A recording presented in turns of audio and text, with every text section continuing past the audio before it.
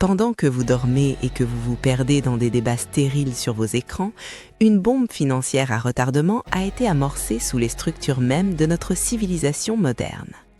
Nous ne parlons pas ici d'une simple crise passagère ou d'une récession cyclique, comme les médias tentent de vous le vendre pour calmer vos ardeurs. Nous parlons d'une confrontation inévitable et d'une trajectoire de collision fatale entre un ancien paradigme moribond basé sur la dette infinie et une nouvelle architecture de pouvoir occulte qui ne fera absolument aucun prisonnier. Ce que vous observez aujourd'hui à travers l'instabilité chronique des marchés mondiaux et l'effondrement silencieux de votre pouvoir d'achat n'est pas le fruit du hasard ou d'une mauvaise gestion administrative. C'est une guerre invisible, une guerre de l'information et de la structure mentale que la masse est tragiquement incapable de décoder. Le voile se déchire enfin et l'ordre établi explose sous nos yeux. Si vous continuez à opérer avec les logiciels mentaux périmés du siècle dernier, vous serez balayé par le tsunami financier qui arrive. Ce n'est pas une simple alerte, c'est le dernier signal de détresse avant l'impact final.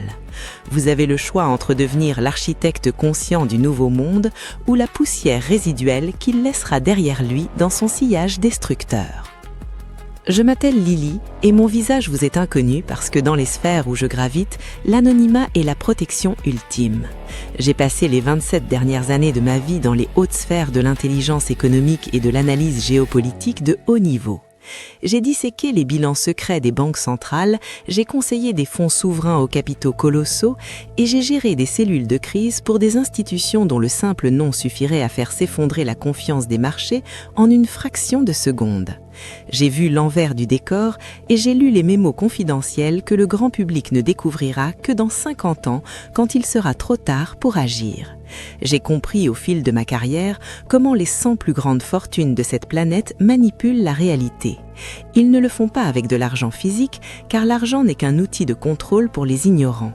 Ils le font avec des systèmes de pensée asymétriques et une vision du monde qui échappe totalement au commun des mortels. Je ne suis pas ici pour vous rassurer ou pour vous vendre des solutions de facilité, je suis ici pour vous transmettre les codes de survie de l'élite mondiale. La tempête qui approche sera d'une violence inouïe et elle ne montrera aucune clémence envers ceux qui ont choisi l'ignorance. Regardez ce qui vient de se passer avec la fragilisation soudaine du système bancaire mondial et l'accélération brutale de la dédollarisation. Vous croyez que ce ne sont que des péripéties économiques isolées ? C'est l'étincelle qui va embraser la plaine. C'est la partie émergée d'un iceberg titanesque qui dérive vers nous. Nous venons de franchir le point de non-retour dans le basculement des flux de capitaux internationaux. Ce n'est plus une question de savoir si le système va craquer, mais de comprendre que la rupture totale est déjà actée dans les agendas de l'élite. Ce fait d'actualité est le signal clair que les grands de ce monde ont entamé leur transfert massif d'actifs. Ils abandonnent les devises papier, ils désertent les structures fragiles et se préparent à la confrontation finale. Si vous avez encore toutes vos économies sur un compte bancaire classique, sans comprendre la mécanique de prédation qui se joue en coulisses, vous êtes déjà une victime collatérale consentante de ce conflit mondial pour la domination des ressources. L'histoire est un immense cimetière d'empires et de civilisations qui n'ont pas su muter à temps. D'un côté, nous avons ce que j'appelle le système A, celui de la masse laborieuse. C'est le système de l'action immédiate, du court terme, de l'effort physique épuisant et de la survie au jour le jour. C'est le système de l'esclave moderne qui croit être libre parce qu'il consomme alors qu'il est enchaîné à son temps de travail. De l'autre côté se dresse le système B, celui de l'hégémonie. C'est le domaine de l'architecture, du temps long et du savoir souverain. L'histoire prouve avec régularité mathématique que lorsque ces deux forces entrent en tension, la rupture est toujours brutale et se fait systématiquement au profit de ceux qui maîtrisent la structure profonde. Les marchés ne sont pas conçus pour enrichir le public, ils sont des mécanismes sophistiqués destinés à transférer la richesse des impatients et des non-initiés vers les stratèges de l'ombre. Les ultra-riches ne jouent pas au même jeu que vous. Pendant que vous jouez à dame sur un plateau à 2 dimensions, ils mènent une partie d'échecs multidimensionnels avec des règles qu'ils ont même rédigées. Pour comprendre comment l'élite bâtit son empire pendant que le vôtre menace de s'effondrer, vous devez assimiler les 5 phases de cette domination stratégique implacable. La première phase est la capture du savoir souverain. L'argent est toujours une conséquence et jamais une cause première. L'élite commence par investir massivement dans le capital intellectuel bien avant de posséder la moindre monnaie fiduciaire. Alors que la masse dilapide son argent pour acheter de la distraction et oublier sa condition de précarité, les ultra-riches achètent du levier cérébral. Ils étudient les flux de pouvoir, la psychologie des foules et les lois immuables de l'énergie. Warren Buffett ne lit pas 5 heures par jour pour son plaisir personnel, il le fait pour identifier les failles systémiques. Sans ce savoir, vous êtes condamné à payer ce que j'appelle la taxe sur l'ignorance, une ponction invisible mais totale sur votre vie. La deuxième phase réside dans l'architecture systémique. C'est ici que se crée la fracture sociale irrémédiable. La masse pense en termes d'actions individuelles en se demandant chaque matin ce qu'elle doit faire pour payer ses traites. L'élite pense en termes de systèmes autonomes. Elle se demande quelle machine elle doit construire pour que la richesse se génère sans son intervention directe. Jeff Bezos n'a pas cherché à vendre des livres, il a bâti une infrastructure logistique mondiale capable de tout transporter.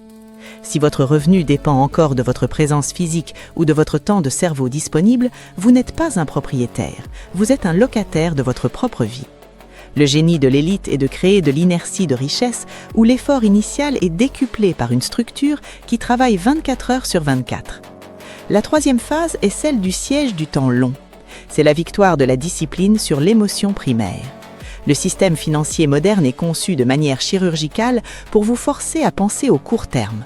La gratification immédiate, le trading compulsif et la peur du prochain relevé de compte sont vos chaînes.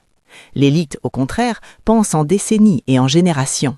Bernard Arnault n'a pas construit son empire du luxe en quelques mois de spéculation.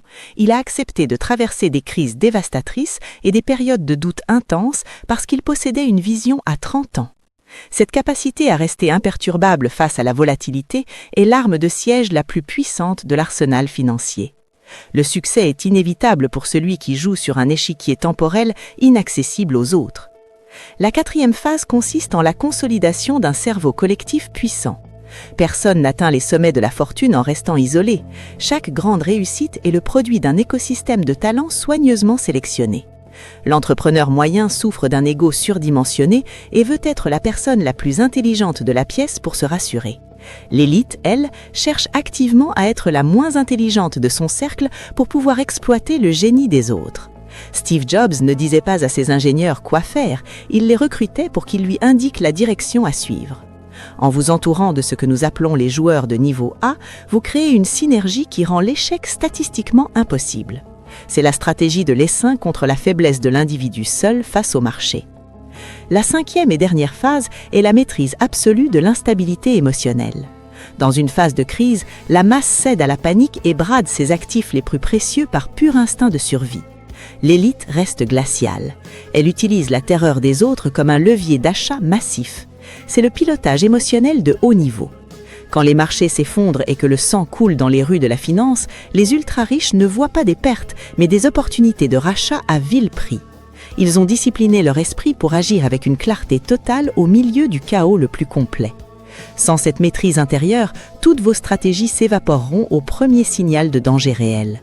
La lucidité est la première compétence du stratège et le calme est son levier de pouvoir ultime. Si vous refusez de muter immédiatement vers ce nouveau logiciel mental, les conséquences pour vous seront terrifiantes et sans appel. Premièrement, vous allez subir une érosion monétaire totale.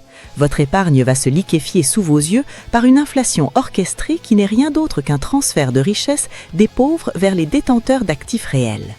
Deuxièmement, vous risquez la saisie pure et simple de vos avoirs. En cas de crise systémique majeure, les protocoles de sauvetage bancaire prévoient légalement de se servir sur vos comptes personnels. Vous n'êtes qu'un créancier non sécurisé au bas de la liste. Troisièmement, vous allez faire face à l'obsolescence de votre personne.